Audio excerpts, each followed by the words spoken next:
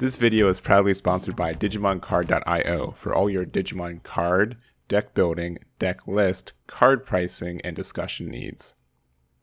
Hey everyone, Eggman here with another video, and today we have a top 16 breakdown for a regionals held in Mexico this last weekend by The Nest, and just shoutouts to The Nest in general for providing all this info. It's on their Facebook, which is linked here on my page, as well as there should be a VOD watchable. I'll have it in the description of the video too, but they did broadcast some of the later rounds for this, so if you guys want to see more action, it's there, and it's always a little bit trickier to find international coverage and stuff, so they made it really easy this time around, so really do appreciate it, and wouldn't be able to make this video without their contributions there. So anyways, going into this event, it was a Swiss only event. It was a top 16 here, and it was also with the April 1st rule set and everything, as well as 114 players playing for this one. So 7 rounds for it, and we did have one undefeated going on into it. So going into our 16 breakdown though, 5 cross hearts with two of them being X7, 2 of them being Mervin, 1 of them being kind of like a mix between the 2 of them. So that's the one we're going to look at, especially since it was at the top. 2 MetalGaruruX with 1 of them taking the event, 2 security controls, 2 Beelzemons, 1 Grandis, 1 Dorbick, 1 Examon, 1 Alpha, and a Black War Greymon as well. So kind of just continuing the trend of that. There's a lot of decks that are really viable right now. I think that it's always been like Crossheart is a little bit more overrepresented, but also most of the times when you look at the representations, there are kind of 2 variants of it. So at least there's diversity inside of that, which is really neat. And I'm looking forward to seeing how that kind of goes. So we're going to go over the top placing list for each one of these archetypes, starting off with our first place list. So here's Roberto's list for the MetalGarurumon X. And I don't have a lot to say about this guy. I've been talking about MetalGarurumon X for nearing a year. It's over half a year I've been talking about this list, and this is definitely a BT9 list with what is this the newest card? No, this is 100% just BT9 cards that got this one, and MetalGaruruX, which is the X1. So it's interesting to see that this deck's doing well. I think a lot of people thought that Black War Grey X was the hard counter for this deck, and I still think it is in a lot of ways, but that's obviously not as present, especially in this event. There's only 1 that got in the top 16, so that's something to consider there, but still a really good deck for what it does. It does go off very quickly. I do think like Crossheart has some interesting matchups with it too, but again, when you're able to see everything you are, and also the fact that you have mulligans, so you're able to see your chain a little bit easier too. This is a very good and consistent deck still, and we'll have to see if it continues to do well in the last couple of weeks of this format too, but it's going to take, I don't know, it's just going to be around for still, I think, and that's kind of how it is. So congrats to Roberto for their finish there. And next up we have Samuel with their second place Grandis, and I mean, I know I just said this too with MetalGaruruX, but I've been covering this deck for like almost a year now, and it's very kind of similar to what it's been seeing there. We do have like new ads, right, with the the BT10 Kokuwagamon, but that's like it. This is still just by and large a BT9 list in general. You do have some disruption, so you have some Terriermons and some Pomamons there too. The Metal Terriermon as well. And usually when people play Grandis, they have the choice between either the the blue-green build or just the green build. So decide to go full green and also just have like 1 Death X. And you'll see like Death X text like 1 or 2 in a bunch of decks in this breakdown too. But still kind of what it is. I don't have a lot of insight for Grandis. It's been around for a while. It still can just do a lot of damage and still very strong. So congrats to Samuel for their finish there. Next up we have Victor with their 3rd place Crossheart, and this is the only Crossheart list we're going to go over for this one, but this is like kind of interesting on like the duel with the Cross 7 and with the Mervamon as well. I think most people choose one or the other for their top end, so this one chose both, which is really interesting.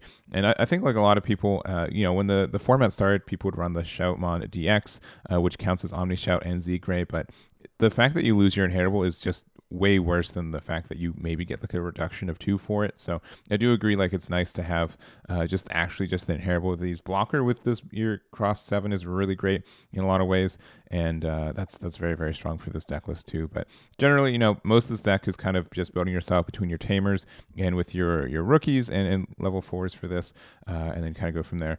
Shoutmon King version, most of the lists ran like 1 copy of this, which can get some recursion there. And then also Merva. Merva is really great still.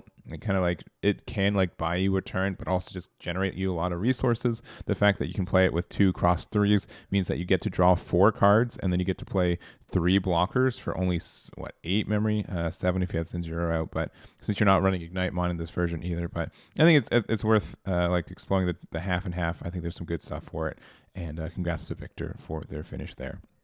Next up, we have Kevin with their security control, and we did have like a good spat with the Ultimate Cup not having security control really be a thing, because it is kind of dedicated to be multicolor, especially in this format. But it is interesting to see kind of some of the newer text for this deck in general. It looks like this one, like Digimon, for the idea that we can go for the mill out. I think a lot of times too. So especially like against like Black Gray X, where it does draw a lot of cards, this Digimon can be really important there.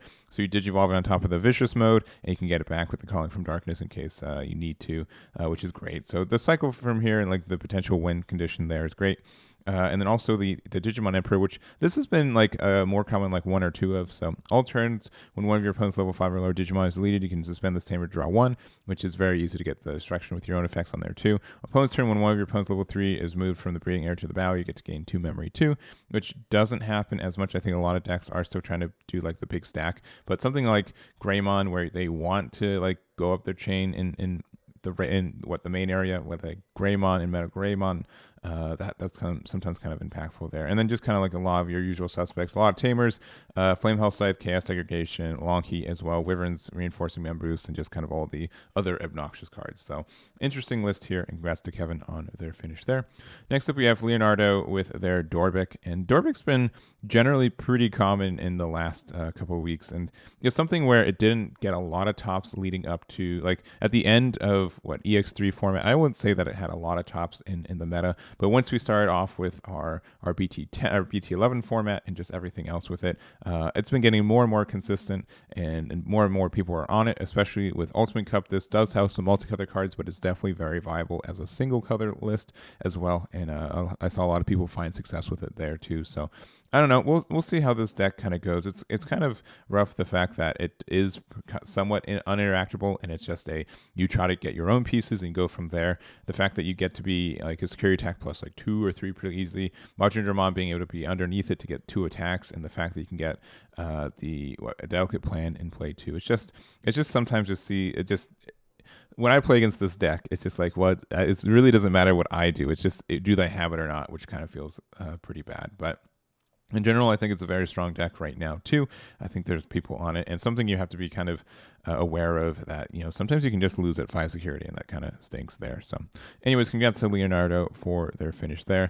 Next up, we have Jonathan with their Beelzemon, and obviously Beelzemon, I have to, this is probably the last video I'll say it, but it's like the newer deck because of the advanced deck. But a lot of people are trying to refine this more, and this is obviously kind of a deck that needs more refinement just because it's been out less compared to the other ones. But I think this deck is really great. It's going to continue to be great in our next format too. And it's just the idea that you get so much recycling, so many cards hit the trash, you get effects, including the Death Slinger, the Wizardmon, as well as the Rivals Barrage. So that's kind of great for you there.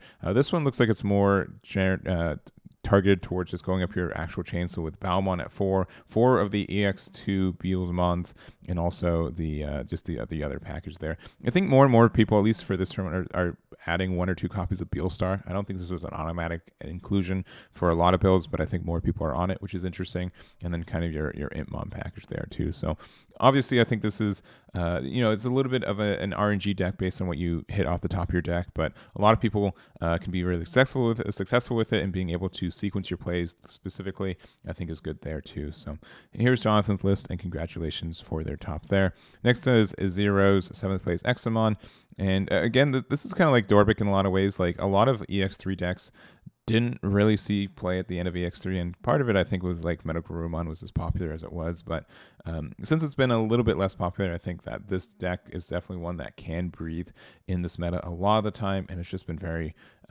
not very strong, but the fact that like the meta is a little bit happier for it, the fact that we have mulligans, which I think helps this deck exponentially more than other decks being consistent, it is very good. So there's not like a lot to say about this deck in general, though. I think it's pretty understood. Like, you have to pretty much use the same lines for a lot of things. I think you have like a couple wiggle rooms for spots. So we are running Betamon, which I think is impactful in a lot of ways there. Some blue memory boosts, some Mega Death, which is still a really great card for removal, and a single copy of Death X. So there's a lot of like cute little one-ofs that are like text in this one too. But in general, I think Examon is definitely built on being able to see your plays. In some matchups, it just walls out. Like some matchups, if you go into your first Examon, you pretty much win, which is really strong there too. So it's a little bit of luck of finding your pieces, being able to be fast enough, and as well as getting the good matches. But when you're able to do that, I think this deck can be really successful. And congrats to Isidro for their finish there. Next up, we have Jesús with Alphamon, which we haven't seen in a hot minute. Obviously, Alphamon did get hit on the restriction limited list with Duro Gray at 1, and it's been getting it's been moonlighting a little bit every once in a while. It's definitely a list that also couldn't be run in Ultimate Cup format because of you're kind of dependent on Cool Boy, a lot of an X antibody too. You can run it with it. There's like a mono black version of it as well, but it's just been like a weird inclusion. It was probably the best deck in the format in a long for a bit. It got hit on the limited restriction, and people normally when something gets hit, people just have it has a bad taste in a lot of people's mouth, and people just don't want to play it anymore because of that. We saw this with Crossheart as well when we got Cross 4 limited to 1 pretty early into the release of that. People just stopped playing the deck. People didn't want to play it, and even I would say early into the BT11 format, people were kind of like hesitant to play it because again, it was a nerf deck, and it was still strong enough to do well. And I think Alphamon does get that a little bit. It just really stinks that the level 5 is just it's really tricky to get there and consistently, right? Without Duro Gray, which means without Duro Gray or Dex Duro Gray being available for you, it's kind of in a bad spot from that. But we're using the Isidro for there and the Gratimon, which I do think like Gratimon does help you too with the when did you evolve and reveal top 3 cards, add 1 Alphamon to your hand, then place 1 card with X antibody with them under this trait, which means that if you do have the Dorumon and the Dorimon underneath it, you get to draw an extra card and do a reduction for your devolution, which is nice. The only issue is that like there's only like one level where like it's just like Duro Gray into Duro Gray, Dex Duro Gray is where Cool Boy can work in this deck, and that's just kind of a shame in its own spot. So I think that's kind of rough for the deck at times, but it does search out a lot of cards and your X antibody, which you're running 1. And I think that's impactful there. But anyways, there's Jesús's list. Congratulations on their top 16 there. And to wrap us up, we do have Luis's top 14th place, Blackwork Ray X. So a little bit low on the list compared to how we've normally been seeing it in this meta. Obviously, Greymon X is at 1, but this is also kind of like the Dorbick version of this list too. So since Dorbick is in a good spot, especially since you are able to use the effects to play it for cheap, with a lot of them being targets for their X Digicross as well. Just means that you do get like a really good kind of consistency here for just being able to play this, especially since like this deck does draw a lot of cards by and large with just the fact of like the Cool Boys and like the cycling you get to do with your pieces. It's very easy for this card to get your pieces and be found in a lot of ways. And then also the Ragnar Lordramon, which is great to, you could also do the your DNA with this pretty easily too. Just the fact that you're almost always going to have like a level 6 out here, especially with some of the protection abilities still available for this line. And then you can just drop a Dorbick if you keep it your turn, which is not too hard, with like a Yuya or a red memory boost. Then you can go into Ragna and just really have like an end game condition, which is really neat. So this has been I haven't played the Ragna Dorbick version of this list a lot, but it always looks really cool. It always looks like you have like a lot of like good removal, and being able to have like spot removal off Dorbick I think is great too. And it's interesting to see its top 14. So congratulations to Luis for their finish there. And that is going to be the end of this video. Thank you guys so much for watching this again. Thank you to the Nest for supplying all these deck lists as well as having the stream. Make sure to check that out if you guys are interested to see how people did. And that is going to be it for me. So again, thank you guys so much for watching, and I'll catch you all next time. Damn it.